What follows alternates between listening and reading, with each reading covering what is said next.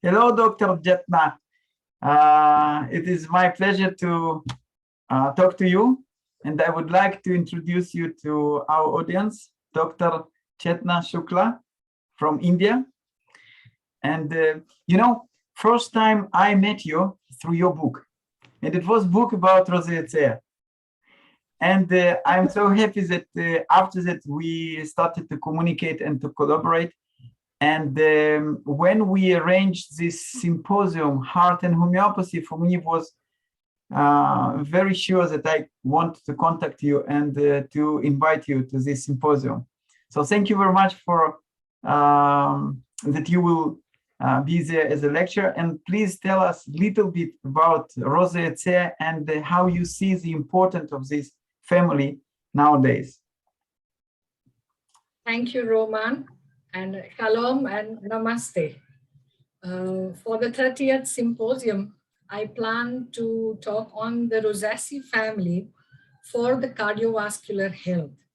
Now, as I see that it is with respect to the present situation. When we talk of Rosaceae and we talk of the heart, basically we talk of people who are heart-centric and therefore they suffer from heart issues, whether they are negative or positive people, but they do suffer because of whatever the conflict is. And roses is all about pleasant and heart-centric people.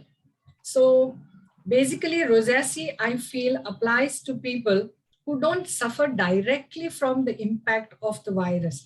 It is an indirect impact. So what do I mean by an indirect impact? Is these housewives who do so much at home in the lockdown. So they suffer. Basically, the Rosaceae people suffer because of the imposed restriction to their freedom. So if we talk of the most famous 4 roses, so we talk of the Rosa damasca. So according to me, it applies for the women of the house who have suffered a lot. They've worked online, they've worked offline at home, they've been the maids of the house, and they've done everything, but they are not appreciated. And the fear of the virus, which affects everybody, doesn't allow the reciprocation of the give and take of the love, which is actually the epitome of heart. So when in Sanskrit, heart is called as Hridayam. So Hri is to give, Da is to take, and Yam is the balance. So heart, Hridayam, actually represents the balanced give and take. Now this balance is lost at a lot of levels because of this pandemic and the imposed restrictions and the manufactured emotional conflicts around this lockdown. So I talked of the Rosa damasca. Then if you talk of the other spectrum where everything is forbidden, you're forbidden to be yourself. Now, the most famous simile I can give is the forbidden fruit. It's the apple. So it is the malus theme, the malus apple theme. So it is about, I mean, people must have heard about this Stanley Milligram experiment. And there is a book on pdfdrive.com, which is called Obedience to Authority. So if people will read about this, it is said that people allow themselves to treat others badly just because the authority says so. So we were imposed a lot of things, and I saw at a very interpersonal level, at the most minuscule level of human interaction, this permeated and it affected everybody. So at one spectrum is the housewife, which is the Rosa damasca. At the other is the malus, the forbiddenness. So that's the spectrum of the lockdown. And in between, if you see, what happened is to come out of this pandemic, in certain countries, not in India, they were imposed with the vaccination. So the vaccination is also EUA. So it is emergency use authorization. So the definition is that it is allowed after phase 3 trials where the known and potential benefits outweigh the known and potential risks. So admittedly, there are known and potential risks. So they have used the spike protein. Now the spike protein affects the ACE receptors and primarily affects the lung, the heart, and the reproductive system. So post-vaccination in susceptible people, you see a lot of fertility issues. So in my clinic, I've been seeing a lot of abortions, a lot of menstrual disorders, even there, especially the strawberry, the raspberry, they work very well. Then we are seeing the lung, the interstitial lung fibrosis. So in spectrum, I have already given 3 cases of cured interstitial lung fibrosis with homeopathy. And you also see affections of the heart because the spike protein affect the heart. Now there is one group of people which have been unattended to. It is the empaths. So if you see all over the world, the frontline workers, the doctors, the police, and the non-government organization people, they all were at the forefront helping people, bridging the gap between the conflict of forbidden to do a lot of things and reaching them a lot of things which were necessary. So these group of people also suffered a lot because basically heart-centric people who have conflicts with the heart and who suffer any heart issues are basically the generous people. They are the ones who give and take. And if you see, this give and take balance was lost during this pandemic. There were these frontline workers who were not meeting their children for days together. The mothers of frontline workers were just not meeting their children. There were these other men also who were not able to go home and they were working day and night in the service of people. So Rosaceae people are essentially those heart-centric people who work for the service of people. They are the idealists. Even if you read Massimo's book, he writes they are not the fundamentalists. People follow them. But whether people follow them or not, they follow their heart. But at the end of it, the negativity of this whole pandemic is that it can happen even in their lives otherwise independent of pandemic, but this has got highlighted. They start feeling that I am doing so much and I am not being rewarded in the relationship. So that is the conflict of Rosaceae, which starts affecting the heart. So this is what through cases I'm going to demonstrate. And I can tell you about just one little case. It's a wonderful case where I started working on Rosaceae. I mean, when you invited me, I was traveling at that time and I said, what would be the theme? And I just ran through all the cases. And the first case that came to my mind was this advocate, a young lady in her 40s. And she runs a very big firm in Mumbai with her husband. And she takes care of a section of legal cases, but everything was online and there were only criminal, really urgent cases being fought in India.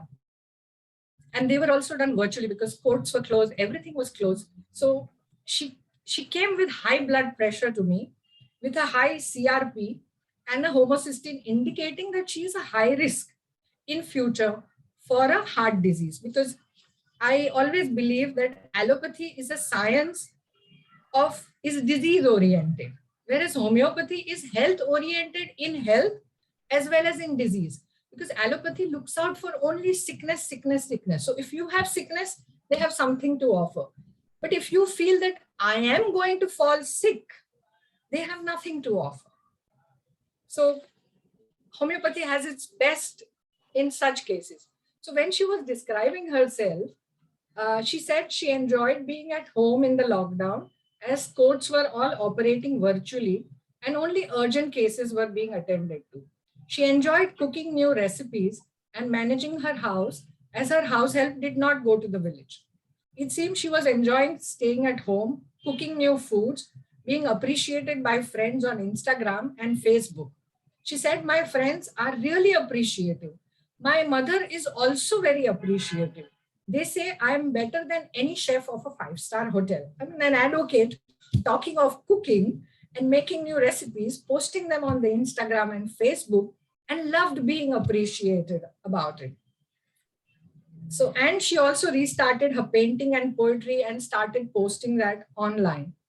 But this did not give her the hypertension. So I asked her, if everything is good, then why is this blood pressure? So she said, everyone appreciates, but the ones for whom I do all this take me for granted. No word of appreciation from them. I feel neglected by them. She felt unappreciated by them and was tearful during the conversation. But she bounced back immediately with pride and said that others know how good I am. I'm good at managing the house, decorating, cooking new dishes, while also being a good lawyer. But they were always like this. They do appreciate, it is not so. So I said, what it is then? She said, my husband and my children are so paranoid with this virus thing. They wear a mask even at home. I tell them we don't need to wear a mask. We are a family. So they say, no, because you're not wearing a mask, we are wearing a mask. And they said, we are wearing a mask to protect you. And they said, and the children also refused to hug her, saying that you will get COVID and because you're moving around without a mask. And she kept insisting, you don't need to wear a mask at home. And the whole crux of the problem was, it was something very simple. She told the husband and the children that you have been vaccinated. She has grown up children. Don't you trust that? And she refused to get vaccinated. She says, I will wait for a while. And she was talking and then said, what about your husband? And that's where the case opened. She said, even he refuses to hug me or touch me. It's been more than 1.5 years. He hasn't even kissed me or pecked me on my cheek. So, and he hasn't made love to me. Forget about touching me. So he said, and then she herself asked me, can this be the reason for my blood pressure? So I said, if you say so. And this is the woman I gave Rosa Damasca. She did very well. And within 15 days, her CRPs came down to normal. So this is what I say. This is the conflict of the Rosaceae. And this is what I say, that homeopathy works even when the disease has not established itself completely. Yeah, she was going towards that. The CRPs coming down, the homocysteine coming down is a hint that our medicines work at a larger level, not just at the dynamic vital force level, at the energetic level, but that change causes changes which relay even at the physical level. So it's all about getting aware and perceiving about your problem. And thereafter, she started enjoying everything. And of course, now the lockdown is over in Mumbai. So she's enjoying everything. And she hasn't come back. I don't know about her husband as yet. But she is helping me with something legally. And she seems to be very, very happy. No blood pressure, no high CRP, no high homocysteine. And as I see heart issues, I would like to talk of sacred geometry. Because everything in nature is sacred geometry. And everything in nature falls in the golden ratio, which is the phi. So the roses, and that I'm going to explain when I'm talking on Rosaceae. So this is the phi, right? It's like if you take Fibonacci, it's spiral of Fibonacci. Yeah, it's the spiral. Now look at the magic. Now you take another spiral.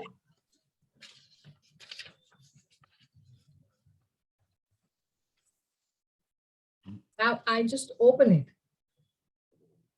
Now if you just bring them closer together, it is your famous heart shape, which we normally use all over the world. So the heart is about, I believe when I read the 2D echoes and I read everything, it's all about the smallest dimensions of the aortic valve, of the ventricle, of the atrium going out of range. So it's when this golden ratio is lost, is when you fall sick with heart ailments. It is always pleasure to talk to you, and I'm sure that at 30th of April, everybody will enjoy your talk. I'm waiting. Thank you. Thank you very much. Thank you very much. I look forward to the 30th of April. Thank you for inviting me. Thank you. Bye-bye.